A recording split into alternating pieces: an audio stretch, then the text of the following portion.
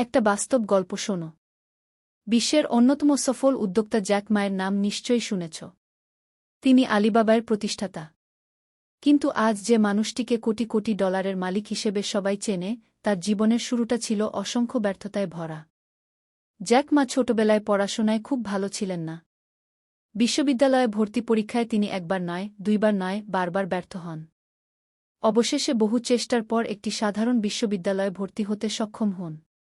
পড়াশোনা শেষ করার পর চাকরির জন্য আবেদন করতে শুরু করেন। প্রায় ৩০টিরও বেশি চাকরির আবেদন করেছিলেন, কিন্তু প্রত্যেক জায়গা থেকে প্রত্যাখ্যাত হতো। এমনকি যখন তাদের শহরে নতুন শাখা খুলেছিল, তখনও ২৪ জন আবেদনকারীর মধ্যে ২৩ জন চাকরি পেয়েছিল। শুধু একজন বাদ পড়েছিলেন, সেই একজন ছিলেন জ্যাক মা। ভাবো, একজন মানুষ এতবার ব্যর্থ হল, সে তো হাল ছেড়ে দিতে পারত। অনেকেই হয়তো বলত, আমার দ্বারা কিছু হবে না, কিন্তু জ্যাক মা তার লক্ষ্য থেকে চোখ সরাননি।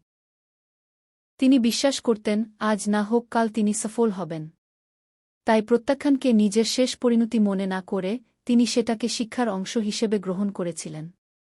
এরপর তিনি ইন্টারনেট সম্পর্কে জানতে পারেন এবং একটি ব্যবসা শুরু করার সিদ্ধান্ত নেন। শুরুতে কেউ তার উপর বিশ্বাস করেনি। অনেকেই তাকে নিয়ে হাসাহাসি করেছিল। কিন্তু তিনি থামেননি। ধীরে ধীরে সেই ছোট উদ্যোগী পরিণত হয় বিশ্বের অন্যতম বৃহৎ ই-কমার্স প্রতিষ্ঠান আলিবাবাতে। এই গল্প আমাদের একটা গুরুত্বপূর্ণ শিক্ষা দেয়। জীবনে বাধা আসবেই।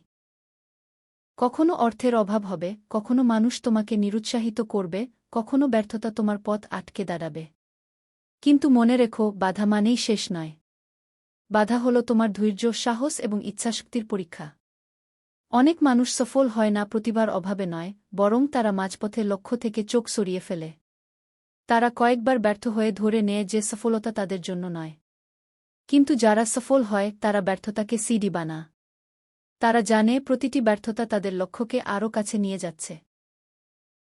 তাই আজ যদি তোমার জীবনেও হাজার বাধা আসে, হতাশ হয়ও না। নিজের লক্ষ্যকে সবসময় চোখের সামনে রাখো। ধীরে আগাও, কিন্তু থেমো না। কারণ ইতিহাস সাক্ষী, যারা লক্ষ্য থেকে চোখ সরায়নি, তারাই একদিন অসম্ভবকে সম্ভব করেছে। মনে রেখো, হাজার বাধা আসুক, লক্ষ্য থেকে চোখ সরিও না। কারণ লক্ষ্যেই তোমার ভবিষ্যৎ, আর অধ্যবসায় তোমাকে সেখানে পৌঁছে দেবে।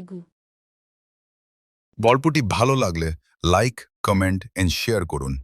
চ্যানেলটি সাবস্ক্রাইব করে আমাদের পাশেই থাকুন।